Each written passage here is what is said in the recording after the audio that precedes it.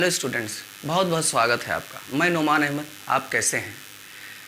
इसके पहले हम लोगों ने स्टॉक फ्लो की स्टडी कर चुके हैं हम लोग मैक्रो इकोनॉमिक्स में। आज एक टर्म नया आता है फिर उसी में मैक्रो इकोनॉमिक्स में, वो है डेप्रिसिएशन। देखिए डेप्रिसिएशन का मतलब क्या होता है। डेप्रिसिएशन का मतलब ये होता है कि मूल ह्रास।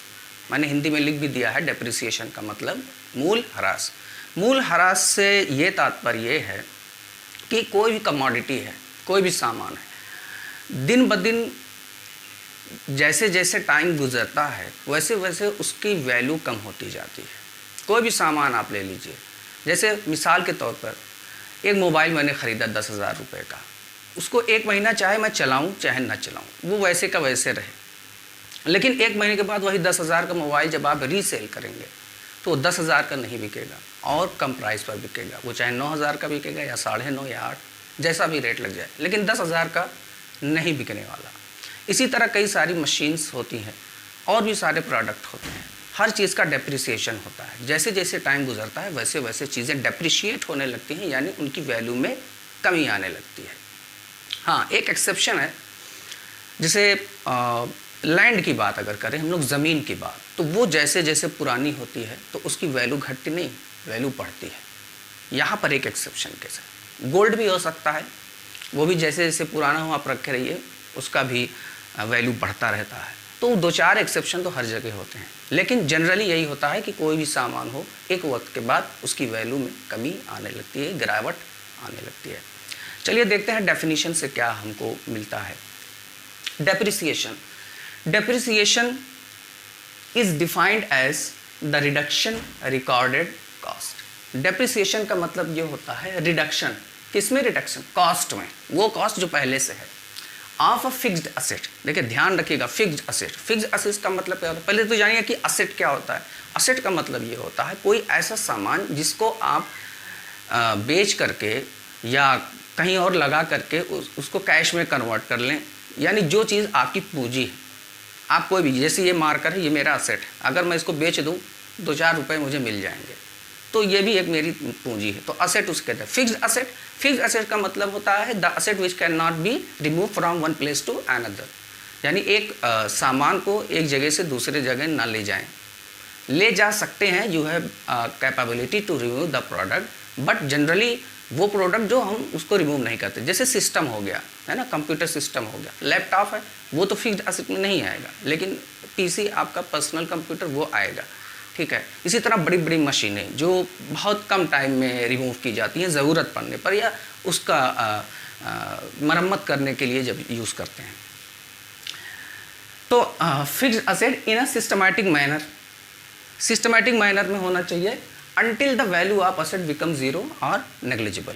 तब तक जब तक उस प्रोडक्ट की वैल्यू ज़ीरो ना हो जाए या नेग्लिजिबल ना हो जाए। यानी कोई सामान, ये मार्कर है मैं यूज़ कर रहा हूँ, पिछले 1 महीने से यूज़ कर रहा हूँ और बार बार इसमें इंक भरता जा रहा हूँ, लेकिन एक वक्त ऐसा आएगा इसका जो पॉइंट है वो घिस जाएगा, और घिसते घिसते इतना घिस जाएगा फिर ये किसी काम का नहीं रहेगा, इसको मुझे डस्टबिन में डालना पड़ेगा। क्यों? क्योंकि अब ये वैल्यू ऐसा डिप्रिशिएट हुई है कि उसकी वैल्यू जो है ज़ीरो हो गई है या नेग्लिजिबल हो गई है, यानी अब ये यूज़ के लिए है ही नहीं है। ठीक है, ये जाएगा कबाड़ में। तो इसीलिए तब तक यूज़ करते हैं जब तक उसकी वैल्यू पूरी तरीके से नेग्लिजिबल ना हो जाए या ज़ीरो ना हो जाए। समझ में आया? अब नेक्स्ट, अच्छा एग्जाम्पल देख लीजिए। वो फिक्स्ड असेट्स क्या क्या हैं मैंने लिख दिया एग्जाम्पल में। बिल्डिंग्स, क्या बिल्डिंग्स आप एक जगह से दूसरी जगह बार बार ले जा सकते हो? नहीं ले जा सकते, फिक्स्ड असेट है। फर्नीचर भी जो आपके घर में रहता है, बड़े बड़े सामान, ऐसा तो नहीं डेली उसको बार बार एक कमरे से दूसरे कमरे में रिमूव ट्रांसफ़र करते हो, ऐसा बिल्कुल नहीं है, इसलिए भी फिक्स्ड असेट है। ऑफिस इक्विपमेंट्स, आपके ऑफिस में जितने भी इक्विपमेंट्स हैं, चाहे वो टेबल हो, चाहे ग्लासेस हो, या और भी सारे इंस्ट्रूमेंट्स हैं, उसको भी बार बार आप रिमूव नहीं करते। ऑफिस को ऐसा नहीं आज यहाँ है कल वहाँ परसों वहाँ, ऐसे नहीं। ऑफिस भी फिक्स्ड असेट में आ जाती है, उसके इक्विपमेंट्स ऑफिस के फिक्स्ड असेट में आ सकते हैं। नेक्स्ट है मशीनरी। मैंने ऑलरेडी बताया मशीन्स वगैरह जो हैं वो भी आपकी फिक्स्ड असेट में आती हैं। But land is the exception, लेकिन लैंड आपका यहाँ पर एक्सेप्शन है। वो जैसे जैसे डेप्रिशिएट होगा वैसे वैसे उसकी वैल्यू बढ़ती रहेगी। बहुत रेयर केसेस ऐसे हैं जहाँ पर लैंड की भी वैल्यू कम हो जाती है। कोई एग्जांपल सोचिए अपने दिमाग में कि लैंड की वैल्यू कब कम हो जाती है। सपोज़ आपके पास लैंड है, मान लीजिए उसका रेट 10 लाख रुपए है, और गवर्नमेंट की तरफ से एक प्लान आया, वहाँ से बिजली का खंभा ले जाना हुआ। अब वो जो उसका जो वायर है वो आपके खेतों से होकर गुजरा, तो यहाँ पर कहीं ना कहीं थोड़ा बहुत फ़र्क पड़ता है, आपके लैंड की कॉस्ट का, उसकी प्राइस का फ़र्क पड़ता है ना। तो वो अलग चीज़ है, बट नॉर्मली लैंड की जो कॉस्ट होती है वो बढ़ती रहती है, वो घटती नहीं है। चलिए, कॉजेज़ ऑफ डेप्रिसिएशन। डेप्रिसिएशन क्यों होता है, क्या कारण है डिप्रिसिएशन का, इसको हम लोग क्यों पढ़ते हैं, वाई डू वी स्टडी। पहला देखिए, wear and tear. Wear and tear का मतलब ये होता है कि सामान को उठाते रखते, यहाँ रखने से वहाँ रखने से, उस पर सामान रखने से या उसको थोड़ा बहुत मरम्मत करने से वो थोड़ा बहुत घिसने लगता है, पुराना हो लगता है। वहाँ आप ये नहीं देखते ये क्यों ख़राब हुआ, कैसे हुआ, ऐसा नहीं। वो चूँकि डेली यूज़ में है, डेली यूज़ जनरली होता है ऐसा कि सामान जो है डेप्रिशिएट होता है, यानी वो घिसता है, उसकी वैल्यू में कमी हो जाती है। देखिए, डेप्रिसिएशन को अगर नॉर्मली समझेंगे तो कोई भी सामान हो जो घिसने लगता है, यानी घिसेगा तो ख़त्म होगा, तो डेप्रिसिएशन को ऐसे भी समझ सकते हैं, ठीक है। Innovation. Innovation means change your ideas in your machines और एनी इक्विपमेंट्स। अगर आप अपने आइडियाज़ को नहीं चेंज करेंगे अपने प्रोडक्ट में या अपने बिजनेस में, तो आपका बिजनेस एक जगह स्टेबल रहेगा, उसमें तब्दीली या कोई भी चेंजेस नहीं आने वाला। इसलिए अपने बिजनेस में, अपने प्रोडक्ट में इनोवेशन करते रहिए, टेक्नोलॉजी अपग्रेड करते रहिए। मोबाइल अगर मैं निकालूँ एक और उसमें नए नए फीचर्स ना ऐड करूँ, उसमें उसका कैमरा और उसकी बैटरी पावर वगैरह उसमें कोई वेरिएशन ना हो, फ्लक्चुएशन ना करूँ, मैं एक ही जगह कांस्टेंट रहे, तो जो मेरा कंपटीटर है, मेरा जो अपोजिशन वाला है, वो कहीं ना कहीं बाजी मार ले जाएगा और वो अपने फीचर्स में इनोवेशन करके, उसकी टेक्नोलॉजी अपग्रेड करके मुझको बिजनेस में पछाड़ सकता है। तो यहाँ रिस्क रहता है, तो टाइम टू टाइम आपको मार्केट सर्वे करके पता लगाना चाहिए और उसी के हिसाब से इनोवेशन यानी टेक्नोलॉजी में अपग्रेड करना ज़रूरी होता है। कभी कभी देखते हुए मोबाइल भी बार बार कलर तक उसके चेंज कर देते हैं। कलर से कितना इम्पैक्ट पड़ता है। आजकल देखिए मोबाइल जो आ रहा है सब ब्लू कलर में ज़्यादातर आ रहा है, एक तरफ से ब्लू कलर है ना, तो फैशन चला हुआ, तो इनोवेशन करना आपके लिए ज़रूरी है। फिर आता है एक्सपायरी ऑफ टाइम। देखिए, हर प्रोडक्ट की एक्सपायरी डेट होती है ना, ख़ास करके वो वस्तुएं जो खाई जाती हैं उनकी एक्सपायरी चीज़ें, एक्सपायरी डेट जल्दी ख़त्म हो जाती है। जैसे मेडिसिन लीजिए, डॉक्टर देता है या मेडिकल स्टोर से लीजिए आप, वहाँ पर उसमें एक्सपायरी डेट होती है। क्यों होती है? क्योंकि ये एक फिक्स्ड पीरियड ऑफ टाइम के लिए यूज़ किया जाएगा और इस टाइम के बाद ये क्या हो जाएगा, डेप्रिशिएट हो जाएगा, यानी उसकी वैल्यू क्या, ज़ीरो हो जाएगी, नेग्लिजिबल हो जाएगा, उसको फेंक दिया जाएगा, है ना। इसी तरह दूध का पैकेट आप लीजिए, उस पर एक्सपायरी डेट ज़रा देखिए, 1 या 2 दिन की एक्सपायरी डेट होती है, इससे ज़्यादा नहीं होती। सोचिए, पूरे इंडिया में, पूरे वर्ल्ड में दूध सप्लाई होता है, वो लिक्विड वाला बात कर रहा हूँ, पाउडर वाला नहीं, लिक्विड वाला, है ना, पूरे इंडिया में सप्लाई होता है, लेकिन 1 से 2 दिन की उसकी आप देखेंगे, उसी दिन की उस पर प्रिंट होता है और उसी दिन वो एक्सपायरी डेट हो जाती है कहीं ना कहीं। तो दूध क्या है, दूध को 2-4 दिन रखेंगे तो वो ख़राब हो जाएगा, इसीलिए एक्सपायरी डेट होना ज़रूरी है, ख़ास करके वो कमोडिटीज़ जो हम कंज्यूम करते हैं, फिज़िकली कंज्यूम करते हैं। Fall in market price. देखिए, मार्केट प्राइस में फॉल आ जाना, इसका मतलब क्या हुआ कि मार्केट प्राइस में जब गिरावट आ जाती है, मान लीजिए आपने प्रोडक्ट ख़रीदा और आपको मार्केट में सेल आउट करना है, आप 2-4 दिन रुक गए, अब 2-4 दिन के अंदर जो प्रोडक्ट आपने लिया था वो मार्केट में उसकी वैल्यू कम हो गई। मान लीजिए सामान को आपने 10 रुपये का ख़रीदा था और 12 को बेचना था, लेकिन चूंकि मार्केट क्राइसिस आ जाने की वजह से, अब देखिए कोई भी रीज़न हो सकता है, फैक्टर हो सकता है कि मार्केट वैल्यू क्यों गिर जाती है, मार्केट में क्यों क्राइसिस आ जाता है, उसकी वजह को तूफ़ान हो सकता है, बारिश हो सकती है, या फिर गर्मी भी हो सकती है, ठंड भी हो सकती है, कुछ भी हो सकता है, रीज़न फैक्टर उसका कि मार्केट प्राइस क्यों गिर जाती है। तो अब 10 रुपये का सामान ख़रीदे, आपको 12 का बेचना था, 2 रुपया पर प्रोडक्ट आपको प्रॉफिट मिलता, लेकिन चूँकि मार्केट प्राइस गिर गई, पता चला वो प्रोडक्ट 12 क्या 10 क्या, वो 8 का बिक रहा है या 7 का बिक रहा है, तो आपको घाटा सहना पड़ेगा। Any accident. देखिए, कभी कभी क्या होता है, किस वजह से देखिए, आप ये मत सोचिएगा कि इसका मतलब जो होता है डेप्रिसिएशन का घिस जाना मतलब होता है, आप कहेंगे सर मार्केट प्राइस कैसे घिसती है। देखिए यहाँ पर मार्केट प्राइस जब कम हुई किसी भी फैक्टर से, बारिश से, तूफान से, ठंड से, गर्मी से, तो वो उसकी प्राइस में कमी आ जाए। तो जिस प्रोडक्ट की प्राइस में कमी आ जाए वो ही कहलाता है डेप्रिसिएशन। अब ये प्राइस क्यों कम हुई?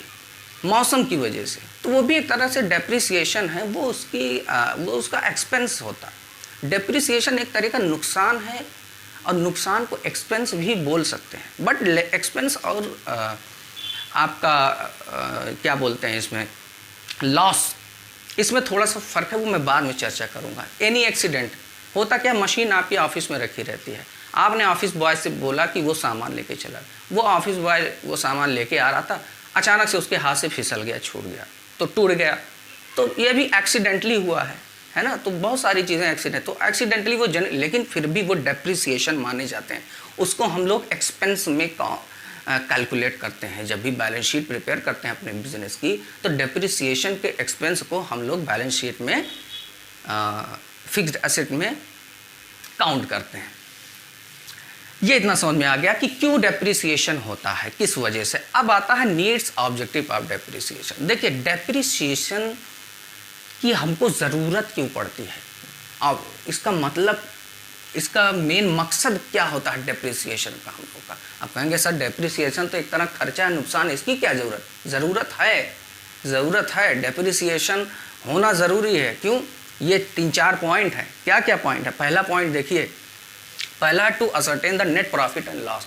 अगर आप अपने डेप्रिसिएशन का जो एक्सपेंस है, जो खर्चा है, अगर आप उसको कैलकुलेशन में नहीं लाएंगे अपने बिजनेस में, तो आप अपना नेट प्रॉफिट और नेट लॉस, यानी संपूर्ण प्रॉफिट और संपूर्ण जो लॉस है, उसके कैलकुलेशन में आपको प्रॉब्लम आएगी और बैलेंस शीट में गड़बड़ी होगी। और जब बैलेंस शीट में गड़बड़ी होना शुरू कर देती है तो बहुत ही प्रॉब्लम क्रिएट हो जाती है। इसलिए हम लोगों को अपने नेट प्रॉफिट और नेट लॉस को कैलकुलेशन के लिए डेप्रिसिएशन कॉस्ट को मेंशन करना ज़रूरी हो जाता है ना, ताकि बैलेंस शीट में ना ही कोई ऐसा सरप्लस हो और ना ही कोई ऐसा डेफिसिट आए, है ना। या द कंसिडरेशन ऑफ टैक्स। देखिए टैक्स वाले हिस्से को आपको बहुत ध्यान रखना होता है। टैक्स को भी आपको मेंशन करना ज़रूरी होता है आपको अपनी बैलेंस शीट में। अगर नहीं टैक्स मेंशन करेंगे तो आपका जो डेप्रिसिएशन कॉस्ट है उसमें भी कहीं ना कहीं समस्या आएगी, क्योंकि टैक्स जो हम लोग को गवर्नमेंट को देना होता है, तो डेप्रिसिएशन की वजह से भी जो कॉस्ट, जो एक्सपेंस आपका लग रहा है, उस पर जो टैक्स बन रहा है उसको प्रॉपरली मेंटेन रखिए, ताकि सही इन्फॉर्मेशन गवर्नमेंट को जा सके और आपको कंपनी में सही रिटर्न भी मिल सके। थर्ड आता है true and fair financial position. देखिए डेप्रिसिएशन क्या करता है, अगर आप डेप्रिसिएशन के एक्सपेंस को, उसकी कॉस्ट को सही मेंशन करते हैं अपने फाइनेंशियल अपने बिजनेस के कैलकुलेशन में, तो आपको एक सही और अच्छा फाइनेंशियल पोजीशन प्रोवाइड करेगा आपका बिजनेस। अगर आपका बिजनेस सही भी जा रहा है, रिटर्न अच्छा दे रहा है, लेकिन आप अपनी कैलकुलेशन में चीट कर रहे हैं, तो वो खुद आप अपने आप से चीट कर रहे हैं। वो आज नहीं कल आपको प्रॉब्लम को फेस करना पड़ेगा। आप चाहे कम कमाइए, लेकिन जो भी आपका सही इन्फॉर्मेशन है उसको ज़रूर सही मेंशन करिए, नहीं तो आगे चल के वो प्रॉब्लम क्रिएट करता है और बिजनेस आपका कहीं ना कहीं आपको लॉस देगा, आपका बिजनेस। लास्ट में आता है कंप्लायंस विद द लॉ। देखिए बिजनेस जब हम लोग स्टार्ट करते हैं तो गवर्नमेंट के कुछ कानून होते हैं, कुछ लॉज होते हैं, उसके रूल्स एंड रेगुलेशन होते हैं, उसको हम लोगों को फॉलो करना होता है।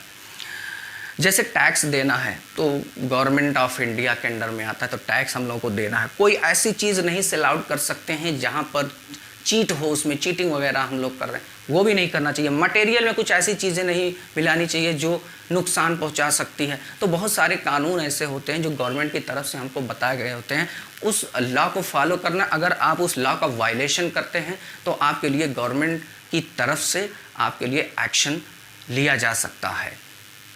तो ये इतनी ज़रूरतें पड़ती हैं हमको डेप्रिसिएशन को कैलकुलेट करने की। आई होप आपको थोड़ा बहुत तो ज़रूर समझ में आया होगा, या जितना अगर अच्छा समझ में आया हो और मेरे चैनल को आपको पसंद किया हो आपने मेरे चैनल को अगर, तो बहुत बहुत शुक्रिया आपका। और मेरे चैनल को सब्सक्राइब करें और शेयर करें। Thank you so much.